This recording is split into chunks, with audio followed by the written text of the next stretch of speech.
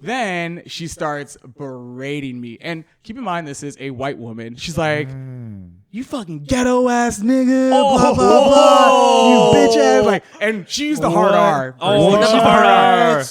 Hey guys, welcome back to the show. I'm Mario. Yeah, I'm Peter. And we're Guys That Listen. On today's show, we got one of our longtime friends, the very charming, very funny Eric Glover. My name's Glover. I am a former educator turned consultant and just a communications expert, I guess you could say. Yeah, so funny thing, a lot of people don't know, but Peter and I started this back in 2018. Yeah. And Glover is one of our original unreleased episodes.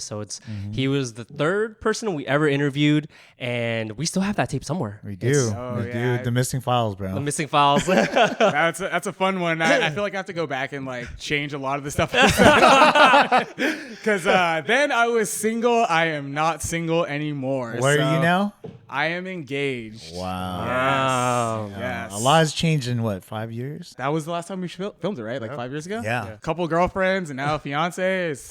Things have changed. Things are looking up for you, boy. I think that's called growth. Yeah. But you can still say the stuff, right? Now you're good. You locked her in. You're Yeah. fine. I locked her in. She's safe. Like, I put a ring on it. So. We're actually waiting to do this episode until he got the ring on it because, you know, We're actually going to drop it at his wedding. Oh, shit. Just the highlight reels, though. Just the good things. You got to make sure you put in like all the worst vulgar stuff so that my family just looks at me terribly. No, see? What? So I'm his best man, right?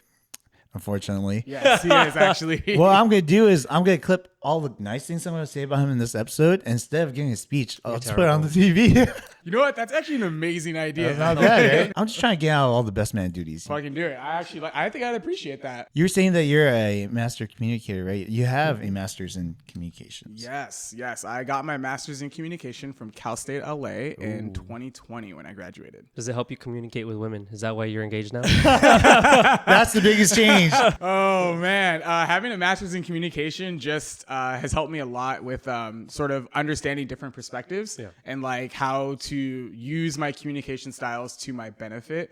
So like convincing people to do things, right? Being more persuasive. And that's what communication has taught me. Got her to say yes. Yeah, a little bit more persuasive, right? I remember that one of the things that we talked about last time was like the difference in being, you know, someone of color compared to someone, you know, like Peter or me and everything, especially being in the groups and stuff that you're in. And I remember we talked about like how you experience life way differently than us.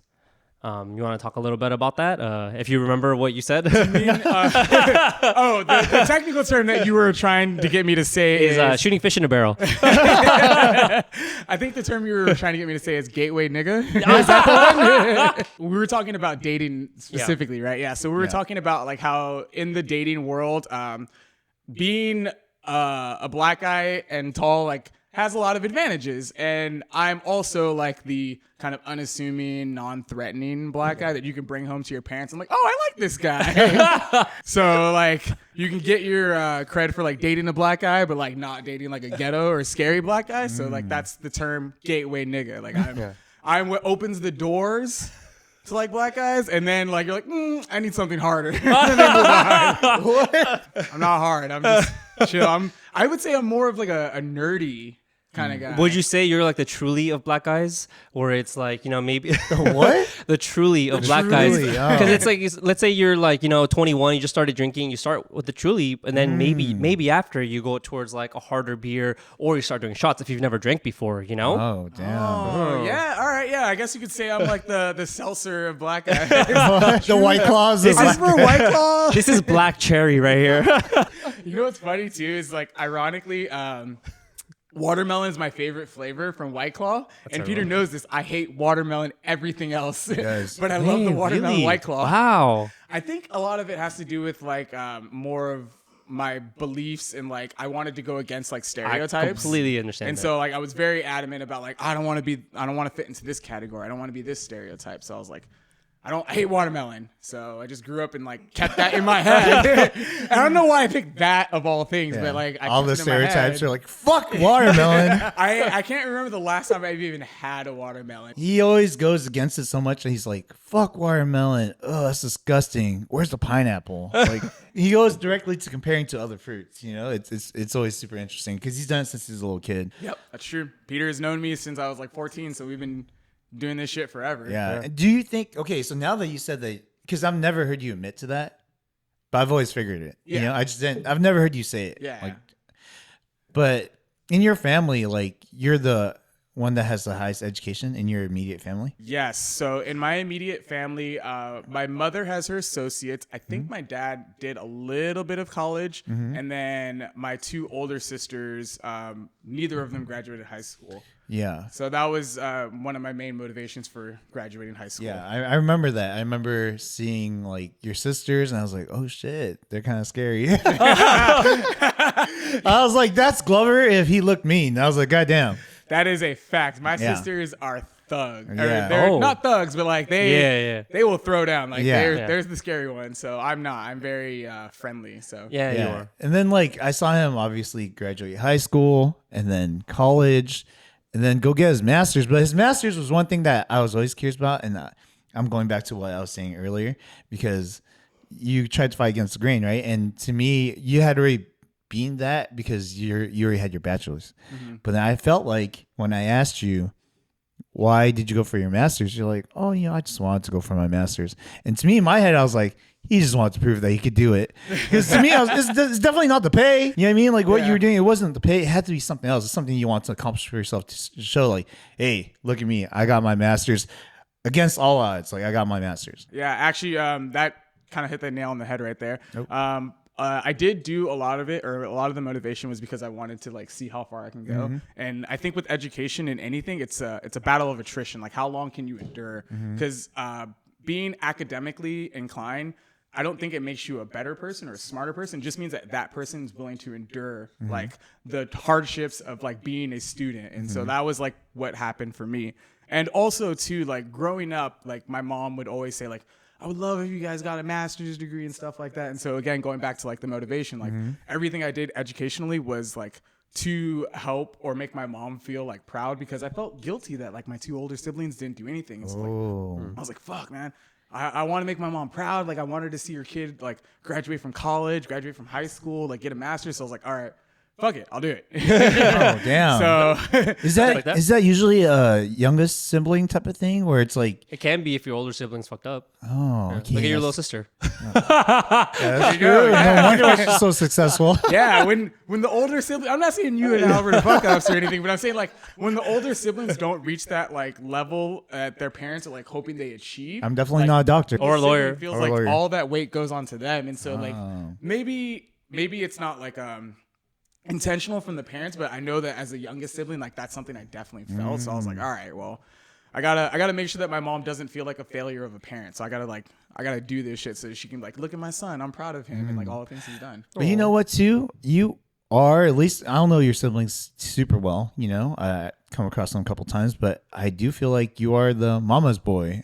Or at least like the I'm one the that's- only boy. Yeah. Mama's Sorry, boy. but you know the child that gets close to your mom the most, you know, compared to the other siblings. I've always noticed that because you're always doing things with your mom. You're always, holidays. Like I think one of your sisters don't even live close to you, right? Or Neither of my sisters live close to here. They both are on the East Coast. Oh, One okay. is in Maryland, and the other is incarcerated in I think Alabama right now. That's crazy. What was that? What was happening with that again? So it was a case about her and her ex-girlfriend at the time.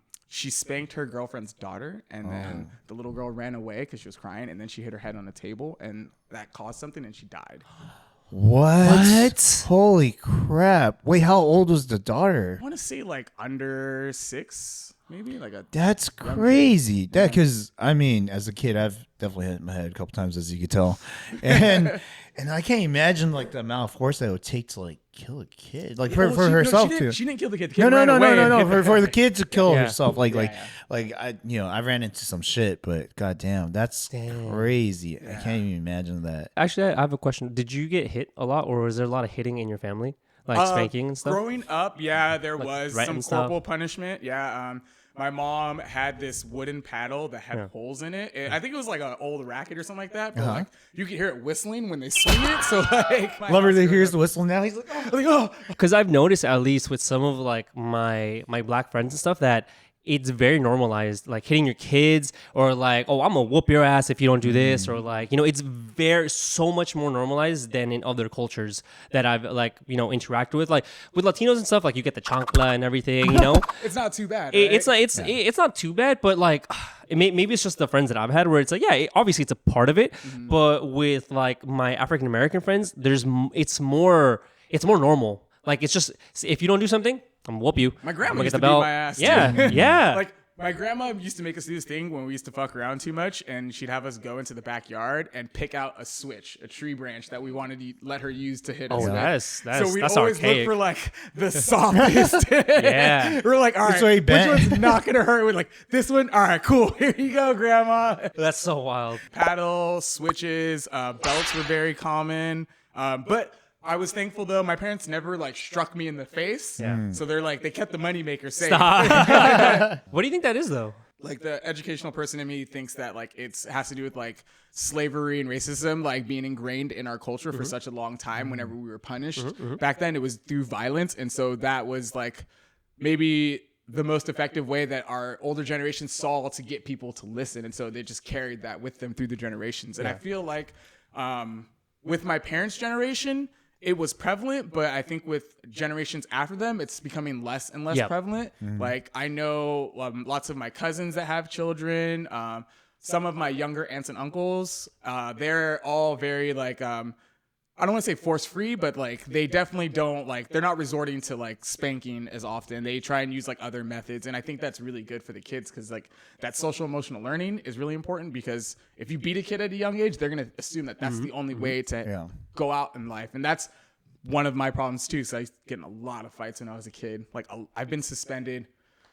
at least 15 times. Damn. Yeah. And all from fighting, like from elementary to middle school, just like tons of fighting and getting suspensions. So like I definitely don't want to like carry on that tradition like with my future children. No, I think that's kind of absolutely right. I always assumed it becomes kind of part of the cultural conscious, you know, from so many years of experiencing that through like, you know, slavery and all that. And it just carries on. But, you know, nowadays you have more information at hand, you know, it becomes a little harder to do that too, since you go to jail for hitting kids, you know? Not trying to catch case. Yeah. I've seen you grow up, and obviously I've known you when you were a little kid too.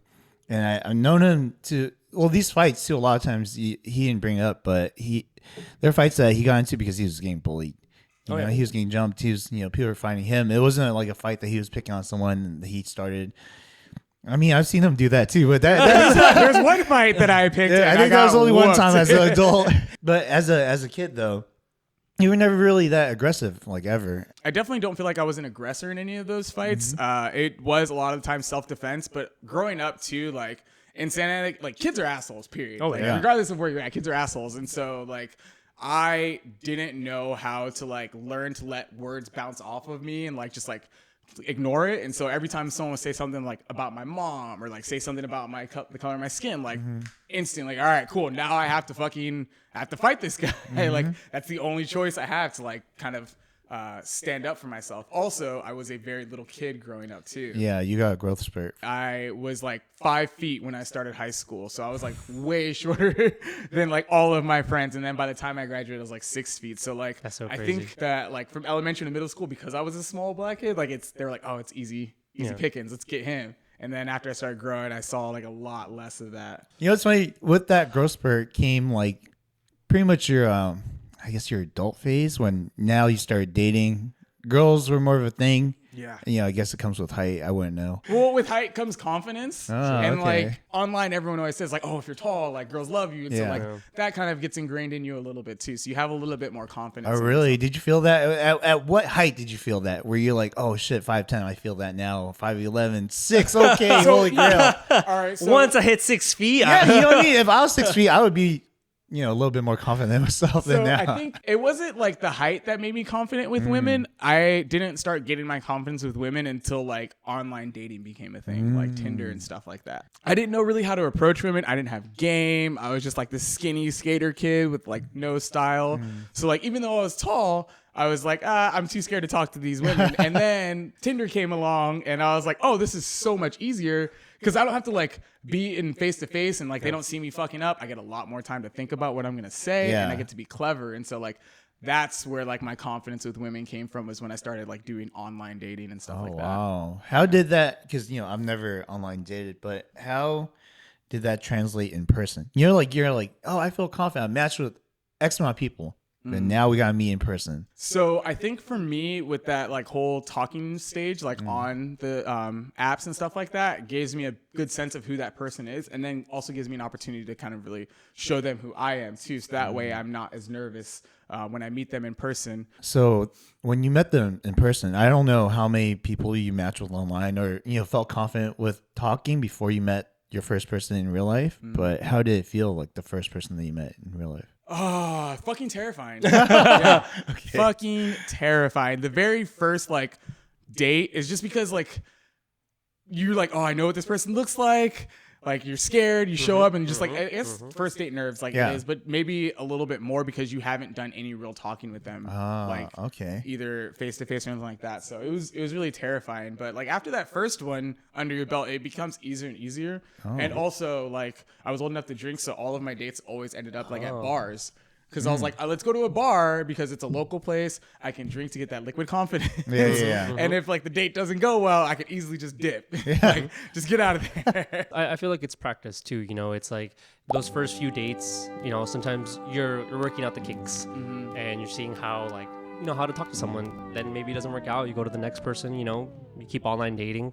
And eventually you kind of get a little bit of a hang of it. Like trial and error of like what method works best. And then also understanding that like, there's no uniform method that works for everything. You have to be able to adjust and adapt. And so that's the other thing that you have to learn too. Is like, all right, well maybe this way of speaking works well for like this person, but like someone else wants like a different version. So you have to like learn how to. And it sounds like really manipulative and kind of gaslighty a little. No, bit. not at all. No. That's just you true. Also like you have to like adapt your best self. You're putting your best self forward. Exactly and so what it like is. you're trying to cultivate like whatever that best self is for that person, so that way they will be interested in going on more dates in the future. I call it constant course correction, where it's like, you are correcting as you're going along, you're not stopping, and it's like not like you're faking who you are, you're just adjusting aspects of your personality to show your best self forward, So those parts are more highlighted. Yeah, I really like that term, constant course correcting, because I feel like I'm still doing that even now in my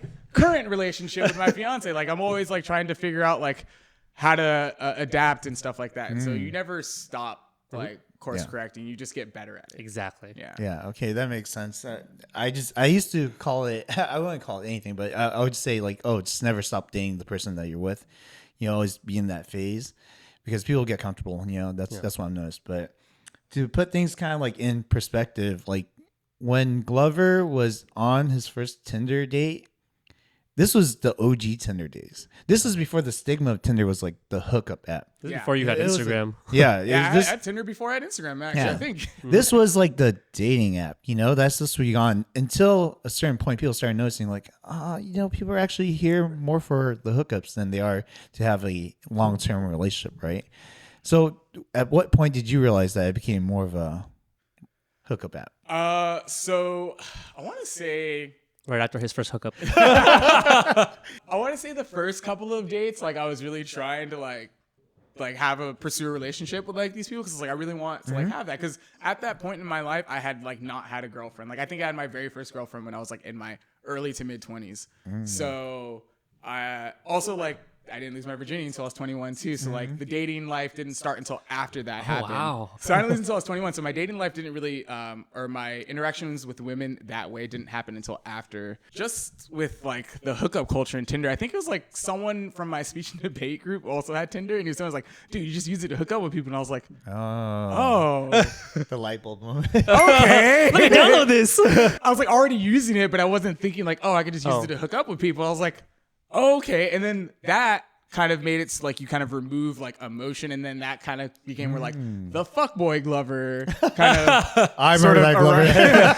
sort of where that like fuckboy kind of persona came through, because then I'm just like, fuck it, I don't care about like that. I'm just here to hook up, and like I would say that in the chats and stuff like that, and like kind of make it known, but also like, you know, beating around the bush when I'm doing it, like using not alliteration, like using like euphemisms and stuff like that. Like, oh, Once you go black, you don't go back.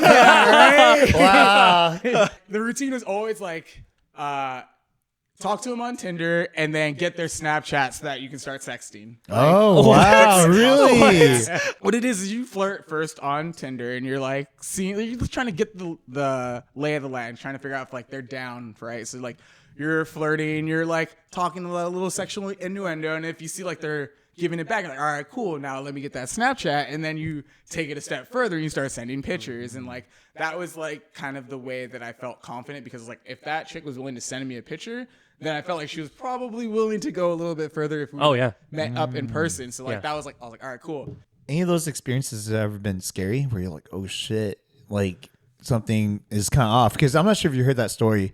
Recently, a student or a graduate from Cal State Fullerton went to Columbia, and he went on a Tinder date, I think, and then he died. Oh shit. So the girl, trapped him, and like they took his money, and I guess they found his body like somewhere else. I feel like that could have easily happened to me the last time I did a Tinder hookup internationally. Oh wow. I was in although it was in Copenhagen though, so I guess Copenhagen's like really safe. Yeah. But like, so the thing is, like, we were at this club, and this wasn't a Tinder date actually. This is the very like one of my very first. I met her at the place, and then she took me back home. We were at the bar with your cousin Pam, actually. Oh damn! Yeah, we were at this club with Pam, and I was drunk off my ass, and I guess I was dancing. This girl was like dancing on me, and next thing I know, like we're making out. The club's closing, and everyone's leaving, and she's like, "You want to come back home with me?" And I was like, fuck yeah, dude. Like, I'm not going to say no to like this beautiful blonde chick who like was dancing and making out with me. Of course I'm going to go back. Like, yeah, let's do it. So we take like this train, and it's a 30 or 45-minute train ride to her house. And so that was like my first, like, I was like, oh, whoa. This is way further than I thought it would be. Wait, that was in Copenhagen? That's really far. She was outside of Copenhagen. Oh, because Copenhagen is tiny. And Copenhagen is a small city, so it was like outside of Copenhagen. So like we take this train to like her house. There's other people there, right? So like a couple of her friends, like girls, and like two guys, and then so like we go into her room, and then we start hooking up. And again, drunk off my ass. So like whiskey dick is real. No, you had 45 minutes to try and sober up. I should have taken that opportunity, but I didn't. So like whiskey dick is real. And so eventually I was able to like get it up, and then like we're doing it, and like I'm not finishing. So I was like, all right, I just need to go to the bathroom real quick, because during sex, I noticed I start to get that feeling in my stomach, the bubbles, and I was like, I was like, I need to take a shit. No! So we had to stop so I could go to the bathroom to take a dump, and I go back in, and we keep going. Oh shit! I think I like had passed out afterwards and woke up like in this weird room. It's a lot like this studio space, and it had like a chase lounge and like TVs and records all over the place, but like no one was there, and I was like, it was a basement. I didn't remember, like I had to walk down some stairs to get into the room, and it's like a basement. So I was like, oh fuck, how the fuck do I get out of here? I'm trapped. It's like a fucking movie, the Saw movie. Yeah, that's what it felt like. That's what it felt like. I was like, oh goddamn, I just had the last sex of my life. The last sex of my life. Like, this is how I'm gonna die. Like, was it worth it? I was like, maybe. Like I find the door, and I get out, and as I'm walking out, like she's there. Oh, I'll take you to the train station. She's like, oh, thank God, she's a nice person. Oh, damn. Like this isn't like a scary thing. She's like, yeah, you just want to buy this ticket, and you're taking this train back. And I was like, oh. Well, obviously you went through your fuckboy Eric phase, right? So let me wander out to other apps like Bumble. What's that? Coffee Meets Bagel. What are the Coffee Meets Bagel, Plenty of Fish, Hinge, Badu, Christian Mingle, Farmers Only, Black People Meet. What is the handicap one? Abled Passions. Stop it. Get some help. Oh, okay, that makes sense. Yeah, no, I didn't do that one. At what point did you decide, I kind of had enough of this. I had my fill. For each relationship I had, I learned something new that I would carry into the next relationship, and like it made me leaps and bounds better. And so I think like right now with my current relationship, I am like, I don't want to say the fucking peak Glover. I don't want to say I'm like peak relationship Glover, but I've definitely made like huge strides, and like so much so that I'm engaged. So like clearly I'm doing better with like my relationships with like my partners and stuff like that. So like I'm making a concerted effort to care about like what's going on with their feelings and stuff like that. And so that's been huge, I think, for me, and like really cements like the end of my fuckboy ways. Like, the end of fuckboy Glover. Yeah. It sounds like you became more self-aware after these kinds of experiences, where you can, and more empathetic too, where it's like, hey, you can't do that to someone. Like you can't, like, you know, because at least that's like, for me, I'm like, when I date, I try to be as honest as I can. If I'm not feeling it, hey, I'll tell you, like, I'm not really feeling this. Or I'm like, this is the direction I want something to go. Like, if it happens, it happens. And if it doesn't, it doesn't. But at least I'm like being my true self in these relationships. I actually, you just reminded me of a time that I was honest, and it, I don't want to say blew up in my face, but the person on the other side was not happy. Really? What was it about? Again, I forget what fucking dating app it was because there's so goddamn many, but I like matched with this woman, and so she like lived far away. Like it was a good distance. I think it was like 40 miles or something like that. And so I was telling her, I was like, I'm willing to meet like halfway somewhere so that we're not like either one of us is going too far. And so we had been talking here and there for like a week, and there was a week had gone by where I was like really busy, and so I couldn't like text or call her. And then the week after that, I was like, oh, hey, you still want to do this date and stuff like that? And she was like, not really. And I was like, why not? She's like, because you didn't call or text me like this all last week. And I was like, I told you at the beginning of the week that I was busy. Also, like, texting and phone calls is like a two-way street. So like you could have easily have like called me if you wanted to talk or text. And she's like, no, I don't have a dick. Only the guys are supposed to call and text and stuff like that. Wow. I don't like that. Yeah, right. And I was like, you know what? Maybe we don't need to go on this date. Like, I think we're good, right? And so then she starts berating me. And keep in mind, this is a white woman. She's like, you fucking ghetto ass nigga, blah, blah, blah, you bitch ass. Like, and she used the hard R. Oh, She's the hard R. Isn't that kind of fucking crazy? Because like, how does that work? If she's obviously racist, but she chooses to like go on a date with you, what kind of like dynamic is that? You know what I mean? Like that stuff, it kind of shocks me sometimes, because I remember it's like we rarely witness like someone saying the hard R with you around. You know what I mean? So I remember one time we had just a house party at your house, and then the cops came. You remember that? And then you had a roommate. She was white too. Yes. And then she had been nice to us like for so long. I would have never guessed, right? She comes down, and then she was like, these guys are having a party. They're being loud with this N-word. I was like, holy, to the cops, and the cops were like, whoa, like chill out. And she's like, I don't give a fuck. I don't like, she had not been mean to us prior. It was a fucking shock. It was crazy. Your roommate or his roommate? My roommate. Your roommate called you Yeah. Yeah. That must have been an awkward next Bro, day. Like, it was. I remember very vividly, like, not liking her a lot after that. Prior to that, I think I was trying to get in her pants too. Yeah. So that's So speaking about saying the N-word, do you remember giving me the pass. the pass? No, Do you remember giving me what? the pass? Glover gave me my first pass. Oh, Yeah. really? Because he's like, go ahead, say it. I give you the pass. And I was like, really? And I was like, and I said it like once or twice, like, say it more. I do remember that, and giving like my friends the N-word pass. And it's so funny too, because like I feel like I go back and forth with this often with like who should be allowed to say it and who shouldn't be allowed to say it. Yeah. And Marlon Wayans had this stand-up that I thought was fucking on point, and he's like, black people can't give you the N-word card, but we can give you a nigga passport. And it only works with your niggas. So you can't take that like passport to another group of black guys and say nigga. Like, doesn't work that way. It only works with your black guy. Yeah. And so I think that's like the concept that I was trying to do. I just didn't know what the word was for it at the time. So yeah, I was giving out nigga passports to my friends so that they could say it to me. So what I'm saying is you can say nigga around your niggas. But if you think you gonna go around some new niggas and say nigga,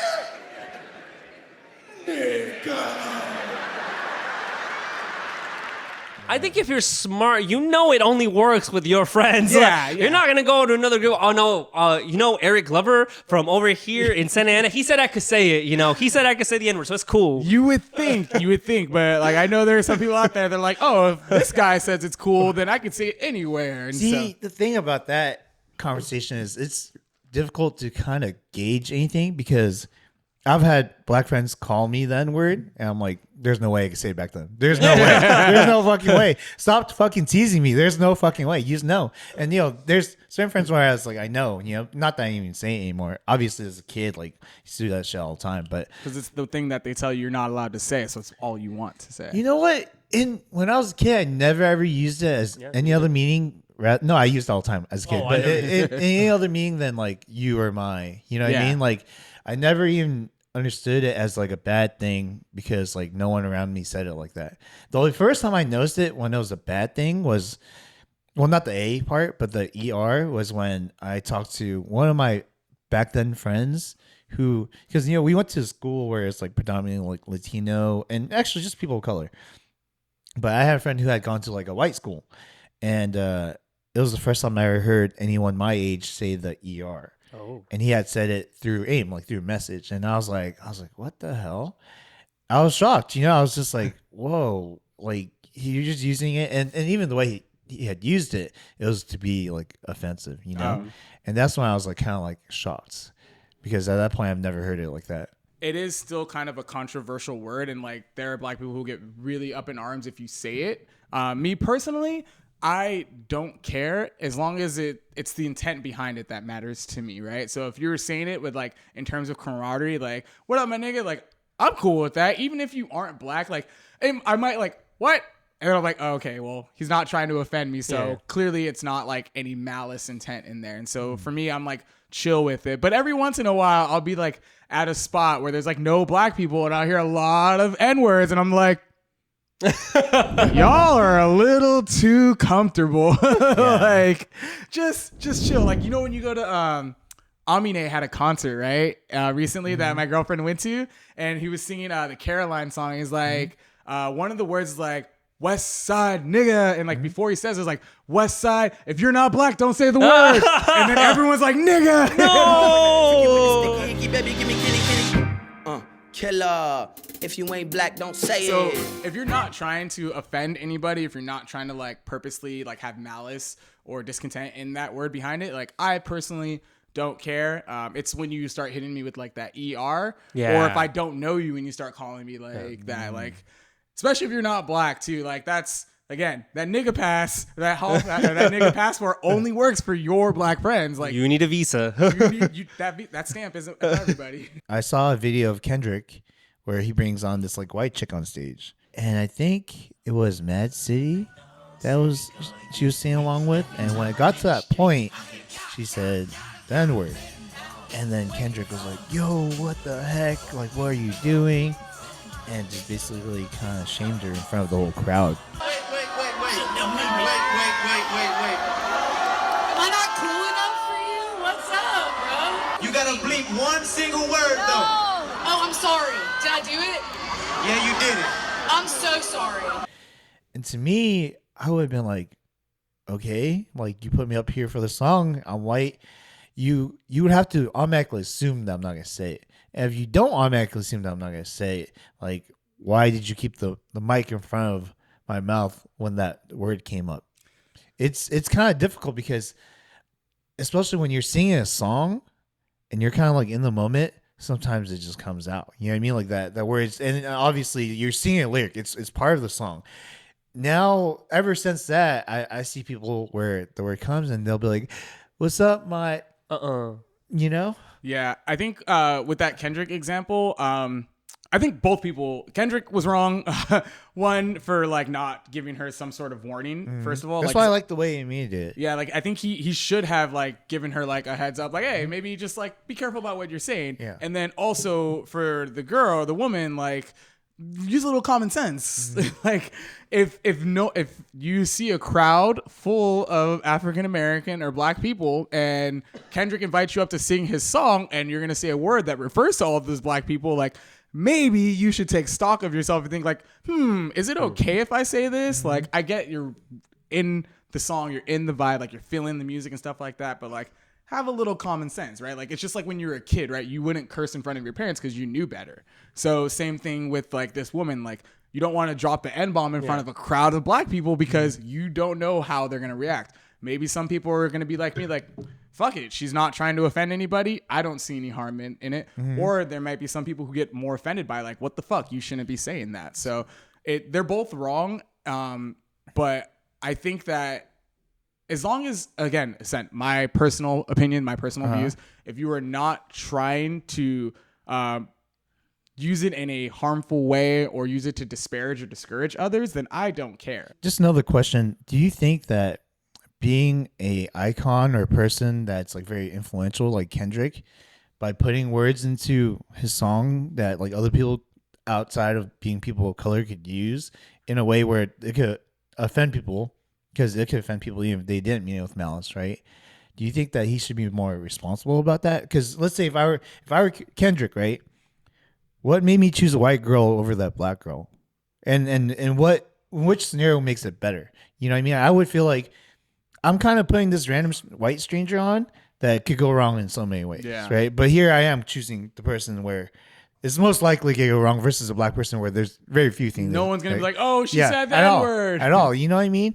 I feel like it's so ingrained in the vocabulary and the lifestyle that they've lived to be able to use it. But at the same time, when you get to this certain level, if you continue to use it so often, you're actually allowing it to reach like an audience that you've probably never had before, that they had nothing to do with the language, that they don't even know about it. Because if you say the N-word, right? Let's say we talk about like in Asia, a lot of people in Asia say it, but it has no correlation with the N-word out here. You know what I mean? And you could easily be mad at them about that too, but they have no fucking clue.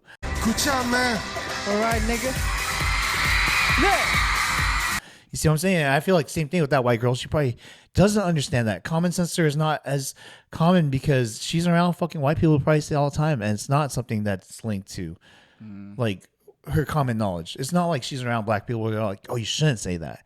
She's probably around white people who probably does say that. For artists like Kendrick, especially when you are creating your art, like it is a reflection of their real lived experiences. And so it's authenticity that he's bringing to his music. And I don't think that he needs to censor himself because those are his lived experiences. Like that's the language that he's accustomed to.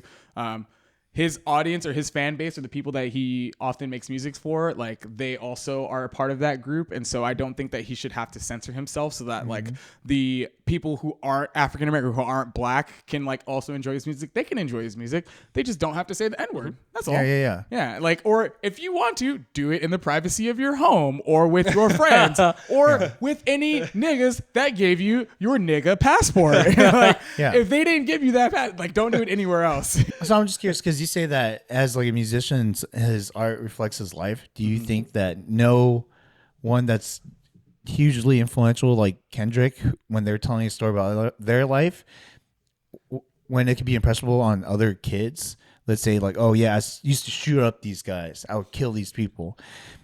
I think to be able to put that out because it reflects their life is not somewhat deemed like irresponsible. I don't think he's making music for his audience specifically. He's making music for himself and describing his life in the same way. But if you make music for yourself, you don't need to release it. No? In the same way that we're releasing a product, we're not tapering ourselves. We're not, everything we release is something like, a reflection of us. We're not tapering it to a specific audience. Or like if a kid watches or something, we're not going to cuss or something. At least for what I can say for Kendrick is that he did talk about that girl, and I think she was from Copenhagen, so I think it's a different culture. Exactly. Yeah, and he talked about it. I don't know if he apologized exactly, but he talked about it in one of his songs. But the thing about Kendrick is he is very authentic. He is doing it as a reflection of his life, what he's lived, his experiences. Everything he does is like a story of his, like how he's grown up. To ask like, whether he's like, changing something for like somebody else, for an audience member, or like people are listening to him, is kind of like intruding on the artistic experience. So let me kind of flip the script a little bit, right? Let's say there's a white guy. He's a rapper too. Okay. He used to be part of the KKK. He would call people the N-word, hard ER. Puts into a song, but he's just explaining his life. Is he wrong to do that? No. Oh, so he could say it. He Yeah, could put he'll it get- on music. I used to do this. I used to kill all these N-words.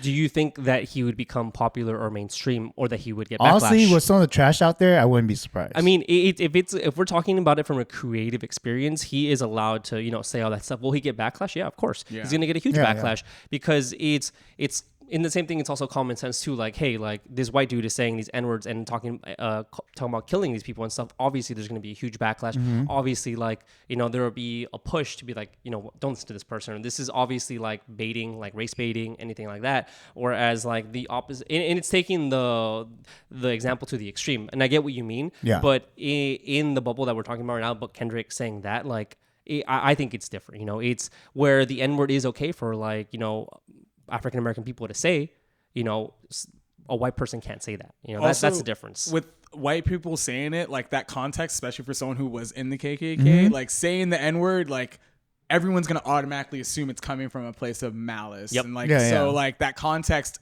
and like there's no win for him in that situation, right? Yeah. Like maybe a different version of that would be like if a white guy said cracker, and like, that was like the whoa, you can't say the C word. crack up. Sorry, not There, cracker. thank you. Crack Yeah. up. Crack up. Yeah. Right. So like that would be like maybe the same, or like I can see the comparison that way. But like for a white person to use a word that's typically used to disparage black people in a song, like that never looks good. That's why you never hear like Eminem or Yeah, he never says it. Like and you know what's funny is like some people would argue like he probably has a pass, and like people would If anyone has a pass, it's Eminem. For sure. like people would argue like yeah, he's cool, I'm fine with it, but like he does it, and so like you could still be successful without having to use that word. I mean, I'm not saying that at all, and I think also Kendrick could be successful without saying that word either. Sure. So that's not my point. My point was more so if you guys are using the fact that he's telling a story that's true and reflective of his life to create something, then I think that guy has the right too. And whether or not they receive backlash, that's not the point. Oh, okay. It's I see whether or what you're not saying. It doesn't it's okay. justify if Yeah, they're telling their but story. if you're saying they receive back, of course he's got backlash. Okay. And I think even Kendrick will get backlash for doing it like that. It doesn't matter. I think the main thing right now is if you're trying to justify it because it's a story that's a reality to him for his creative art, then Emar said, yeah, he should be able to. I personally don't think so. I was bringing that up to show that I think you do have a responsibility to the youth, and hopefully one day that's not the case anymore, right? But as of right now, it is still like a kind of like hot word to say, and it can cause harm. Yeah. And that's all I'm saying. Like if he doesn't give, it's like I don't filter myself in here because I don't give a fuck who listens to it. If the kid listens to it, that's fine. Because if I say something that's like harmful, I know that I said with the idea that it could be harmful to the kid. That's not my purpose. But I'm gonna say it anyways, and I'll take that backlash because I know that's the way it could go. You see what I'm saying? I'm not saying things to not receive backlash. Got it. I am can be authentically me, knowing that I can receive backlash, and I'm okay with that. Okay, I think the context he's trying to say, or at least let me see if I can understand. It's Yeah. like, basically, like if it's in justification, if it's for their music, if they're just telling their lived experiences through their music, then is it justified? And with that, and we said it is for Kendrick Lamar, so I understand. Like, yeah, we should probably give that ex-KKK member the same benefit of doubt. And I do agree to you to a certain extent. Yeah, like talking about your lived experiences. Oh man, this For using the N-word, right? Yeah. So like, their argument was that because he lived that life and he's telling that life in his art, in his music, that's okay. He's also black, so he's allowed to say it. No, that's not the point. That's not the point of his. Sorry, what is he's your also point? black. My point is that if it's irresponsible to a certain audience that could hurt certain people, should he still say it like that? You see what I'm saying? Yeah. So you said yes because it's his art, right? And that's your reasoning. That's your justification. So therefore, I went the opposite end. And said that, and then. Well, he said it's also his lived experience. Yeah, and I'm saying that guy's lived experience So too. The same thing, the right? So KKK he's just guy. telling his story. Yeah, and let's say like maybe his whole story is not like that. He's like, that's my youth. That's how I grew up, but I'm not like that anymore. But I'm telling you my real story. okay. Yeah, I'm not saying he won't receive backlash. That's not my point. So you're with the KKK, is what you're saying. Yeah, exactly. What is the point here? 20 years of Well, friendship more and are white just than I now am. finding this out? Okay, the point is it's context, right? Yeah. Mark Twain used in his book Tom Sawyer, yeah. as a literary device, N-word Jim. Edward Jim. I remember reading that book to my high school students a couple Yeah. years ago. Dude, I remember my teacher read that to us. Out loud with that. And no, she would say it too. Well, the argument really I've seen is either everything's okay or nothing's okay. But I don't think that's a solid argument. It has to be context. It has to be context. Yeah. That I 100% agree with that. Yeah, no. That's exactly. I think I agree with that too. It's context. Yeah. It's that. It's context. Yeah, that's exactly what I'm saying. Is that being that it was his rally does not make it okay for Kendrick either. I think depending on where you're at, like that's what matters most. If at one point, well, for whatever reason, him saying the N-word in his music causes kids to, promote more violence or whatever, I would be like, dude, you have a responsibility to your fans and stop doing that shit. You see what I'm saying? But you're just like, oh, well, he's telling his truth, so it's okay. I don't think at any point that's okay just because you're telling your truth. I think if it's harmful to like majority of society, if it ever becomes like that, then you shouldn't do it. Just like how the opposite of the white guy, it's probably fucking very harmful for him to do shit like that, And I think that's why you shouldn't promote things like that. And again, like I said, Kendrick could probably make good music without using it. Yeah. He could probably tell his rally without using it, to be honest. I have to disagree. Yeah, I disagree with you too, dude. So what part? Well, the part where, saying the N-word is harmful. I didn't say that N-word was harmful. Well, you did say like the way his music and his art is being represented, and you tied it with the N-word, is inciting some sort of harm. I said if it does. Yeah, that's what he's I saying. said at the point that it does. Yeah, you're hypothetical. Then You're talking about your hypothetical. You should take responsibility and stop No. using it. But I'm disagreeing with your hypothetical. Yeah, like yeah. I even get. Yeah. I'm like even getting to that point. Like I get the point of the argument, but there's no point in even. It's not a reality. I get what you mean, but what is the point? What? It's all right. Let's just say one thing, right? But I will say one thing. The teacher thing that you mentioned, like I had a teacher say it in my class, and I remember being at that time, like there was an African American girl in there, and she just like stormed off. And she went to the principal and she's like, the teacher said the N-word and stuff. And at that time, I was like, she's totally like overreacting. And like, we're just in class, like we're literally reading Tom Sawyer in class, and nowadays I'm like, you know what? I think the right way would have been to like, maybe like address it first. Like, hey, does anyone have a problem with me saying this in class? Because context is important, but people's feelings are important too. So if you have someone who will take offense to it in class, whether they're black, white, Hispanic, it don't matter, But we didn't have that back then. So we went straight into it like, she's like, oh, this N-word, this word. And then and we had to do popcorn.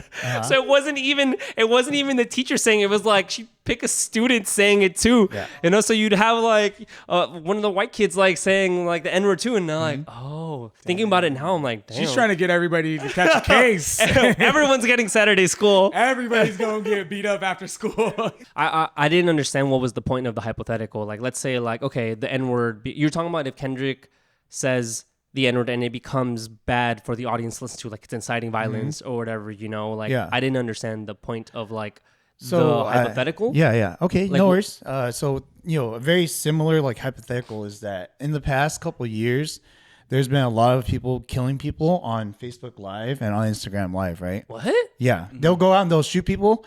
And then a lot of people, when it got blocked off, they said that was censorship. But to other people who was blocking off, they said that harms people because it gives kids these ideas that you could do things like that. And guess what? And there's no proof that there's correlation between the next person who did it or not, right? I have no idea if that's true. And those people who usually shoot up, those people kill themselves. So we'll never know. But I'd rather not take that chance. You get what I'm saying? Like it sounds like such a crazy theoretical, but there's been way crazier things that have gone on that's caused things to cascade way further. So very similarly, like there was, and again, you have to understand too, kids are very easily influenced, right? Impressionable, right? So we had this whole movement where these kids are eating Tide Pods. Kids are dying, right? Dying. And there are people who literally would say the opposite, like, don't eat the Tide Pods. Because they'll kill you. And then kids will eat the Tide Pods. It sounds like, I'd be like, well, this person didn't cause that by saying no, right? Because we don't know if it's a direct correlation. But there's a lot of like hypotheticals that it really did. And sometimes that stance is probably better to not figure it out.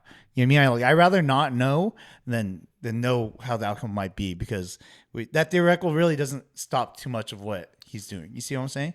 I think there's in your scenarios, I think there's just this conversation has so many gray areas. Yeah, of course. That it's like really hard to kind of pin down like the right answer. But going back to like the context and like I think what Kendrick can do to help shield him from like these things in the future is like having like that quick disclaimer early on, like, hey, or not bring on a white fan. Yeah, or not bring on a white fan. And in the same vein, like that ex-KKK member could also put in a disclaimer, but I'd also highly advise against him still using that word because then his song is not going to get out there. Yeah. But still, like, I think not changing yourself creatively, but still like kind of front loading like the disclaimer for people to kind of make their own choice. I think that'd be a great way to approach it. I feel like that's like maybe the most amicable way to approach a situation like that. But even then, I still like, I don't have the answers. There is a lot of nuance when it comes to like these words and these hot button issues. And so we have to understand that like, it is very situational sometimes. It's context driven. And so like, we have to understand that like, what works for Kendrick Lamar may not work for the ex-KKK rapper, but they both should have that like freedom to express themselves. They just need to make sure that they understand the context in which they're doing it and how they are presenting it and how they're delivering it out to their audience. So like, if everyone works at being better at the nuance and explaining those things beforehand, then it would be great. But that's just how it is. It's going to be until we get to a point where like we can find like that line. Everything's going to be gray and just like nuance. And you just kind of have to take it situationally. Yeah, definitely.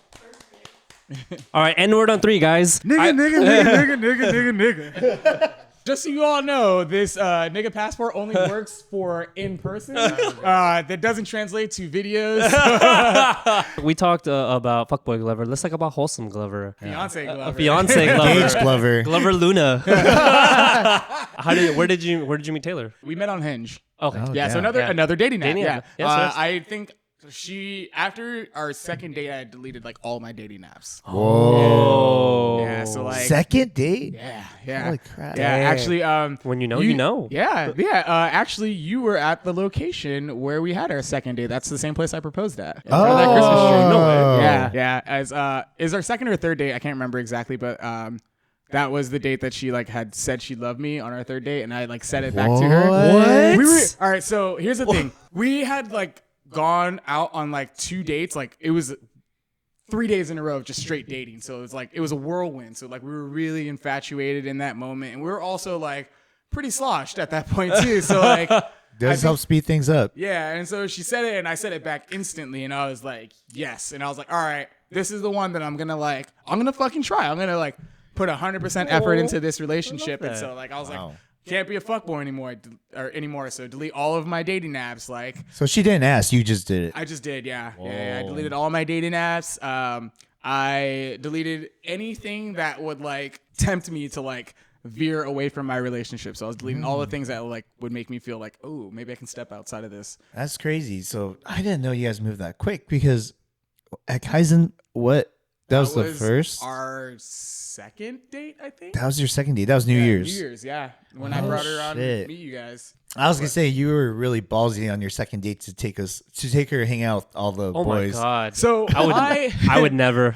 So at the time, I was still very actively, or not very actively, but I was still like sometimes going out and stuff like that. And so I was like, look, if this relationship is ever going to last, she needs to be able to survive my friends. And so like that's like my litmus test. Like if she can handle these guys like at their worst when they're like the most sloshed, and like if she can handle that, then she can handle me at my worst. And that means like we are off to a good start. And so I think that was kind of my thought process.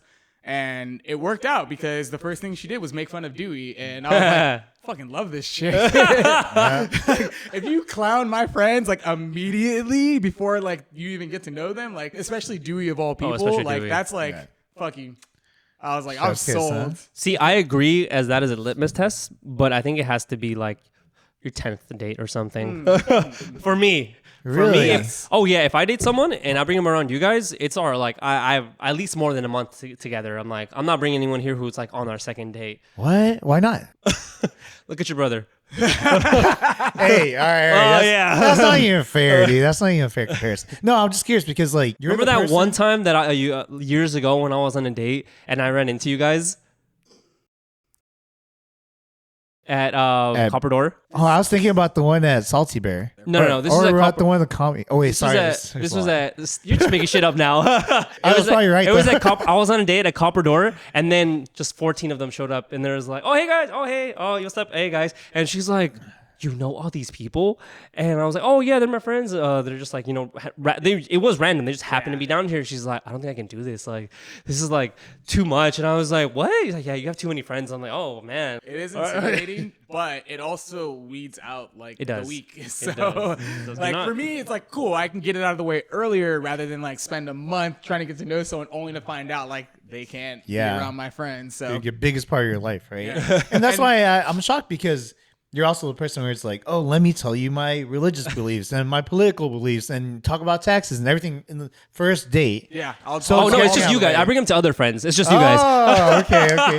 But You guys are crazier. but we're like the most difficult test. You Should guys are my crazy friends. Yeah, you want to throw them on the bus, but not super quick, right? Yeah. Maybe let's start with a small car, then Yeah. move up to the SUV, then the bus. So you said that you guys are almost together for 3 years, you said? Yeah, in 3 years and 2 2 days. days. Dang. You guys moved in together at what point? We moved in 2021, New Year's Day. We moved in together. Wow. Yeah. So we found a place in Long Beach. We moved in together, and then like that was the continuation of the pandemic, like that stress test, because Yeah. the country was still closed down. People weren't going out. Everyone was working from home. So we were on top of each other 24 hours a day. Yeah, we were on top of each other 24 hours a day for like a whole year, and like.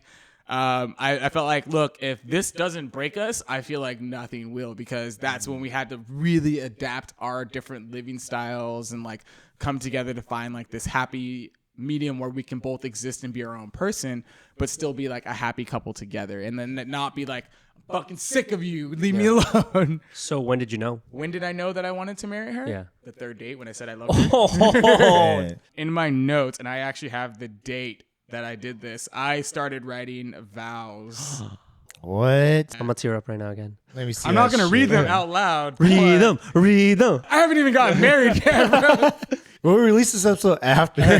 All right, we'll edit this part I'll out. find it later, but yeah, it's in there, and I think I did that like within a week of us becoming a couple. Yeah, so like, Damn, you knew. yeah, That's yeah. nuts. I knew because we had a lot of similarities. We Both had a- tall. Yeah, Is it because she's taller than you? yeah. So Taylor's 6'1" and I'm 6'2", but she looks 5'11". we're both 6 feet plus. That's it. Yeah, and so I fucking love tall women. So that was like, that was cool. I like that. But that's not why I like fell in love with her. I think it's just because like we have a lot of similarities and characteristics. So like a lot of the ways that I think about things is similar to how she does. So like having that similarity made our relationship bond a little bit quicker and a little bit easier.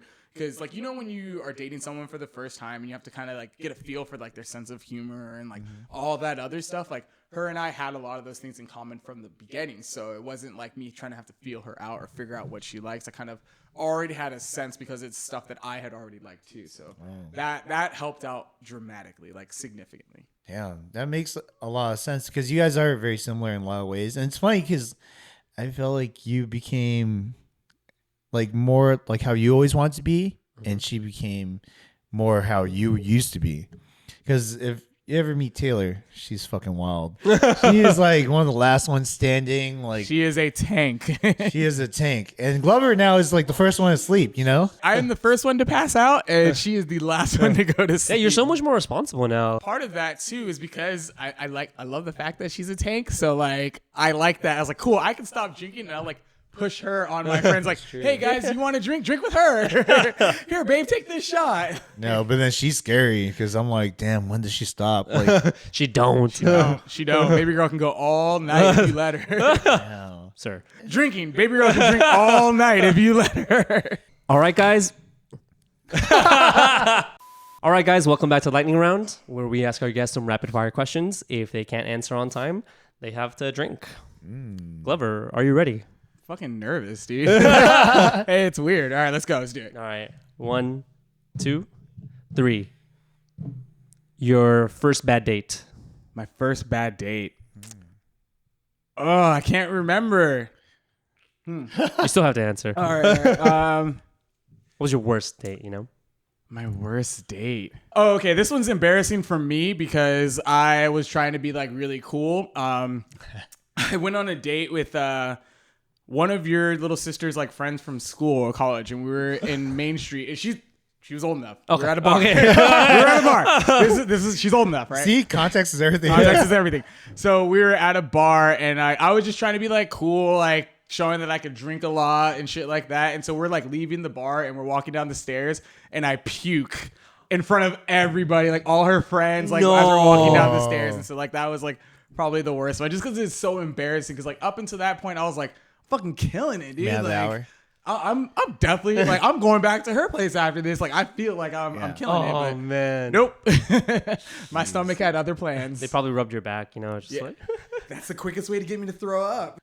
your favorite artist. Right now, I still love Kygo just because I love Tropical House and I love like how soothing and chill and calming it is, and I can listen to it for just about any activity that I'm doing, and it's just very relaxing. So, Your funniest memory of Peter.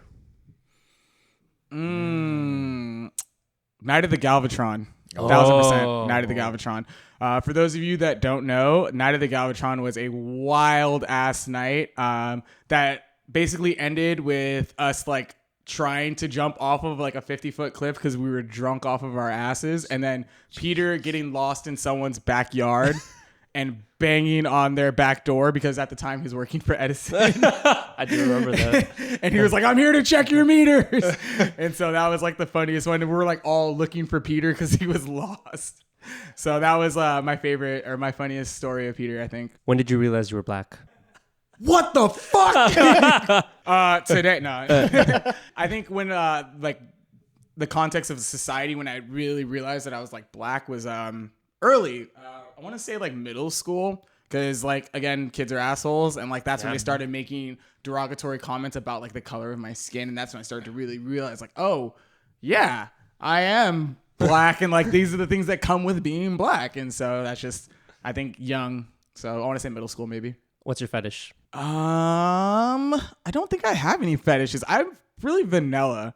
Honestly, I'm really vanilla. As a fuckboy, you think I would, a former fuckboy, correction. As a former fuckboy, you'd think I'd have like a lot of things, but I don't really have a fetish. Something you want for this year? Something that I want for this year. I know it's really, I don't want to say unrealistic, but like I really want to try and buy a house this year. Like I don't think that I've saved enough money for that. Like there's a lot of things that are going to come up to it, but like I really want to make that as my goal because once I have a house, then I'll feel like I can start really building that family. And so that's something that I want. Where do you want to go for your bachelor party? Ah, damn. You keep asking me this and I don't fucking. So Okay. I said, Mexico. I'm not mad at that. I do love international trips, but I don't want to do an international trip like to Europe like we did for Ampils because that's like too long. And I don't think it'd be feasible to get like more than a week off. So maybe like Jamaica or like somewhere in the Caribbean. Okay, that'd be tight. Biggest fear? Heights. I am terrified of heights, and I am terrified of being alone. What about tall women? Fucking love them. Climb that Well, shit we like a gotta take ladder. over. Have you not seen my fiance? All right, dream car. Dream car. Ooh, Mazda RX-7 Spirit. Yeah. Oh. That has always been like the world's sexiest car in my mind. And then second would probably be like an Aston Martin. And then third, my personal favorite, everyone always thinks it's weird that I like this, Miatas. I knew that one was coming. I fucking love Miatas. I had two of them. I fucking love Miatas. They're awesome. They're so much fucking fun. All right, if you could eat one thing for the rest of your life, what would it be? I think you know the answer to this. Absolutely not. No, I'm kidding. Tacos.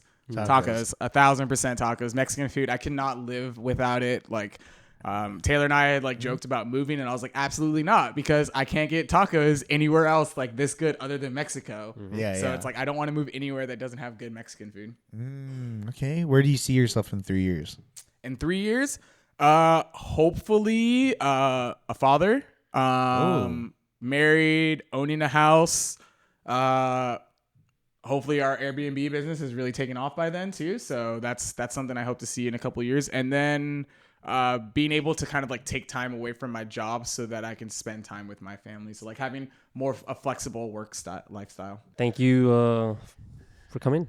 Yeah, Whatever. thank you for having me. As a longtime listener, I am really excited to be a guest on your show. So this is awesome. Thank you. All right. Well, that concludes our lightning round. I want to say thank you to our very not fuckboy friend Glover anymore. Our very wholesome, very funny. Let us know where we can find you. Yeah, so if you want to reach out to me or contact me, Instagram is probably the only social media I still use, and even that is very rare, but you can find me. It's ITZ_Glover at Instagram, and so that's how you can find me. All right. And I'm totally down to reach out and talk to people about the conversations we had today, too, because I love discussing stuff like politics and all that other shit, too. So, like, They're like, hey, can you give me the visa? sorry, the nigga Everyone's password asking for the only password. works for me. Thank you guys for watching all the way through. Make sure you like, subscribe, and comment below what you guys thought about the episode and what you guys would like us to talk about next. But always remember, Live fast and eat ass.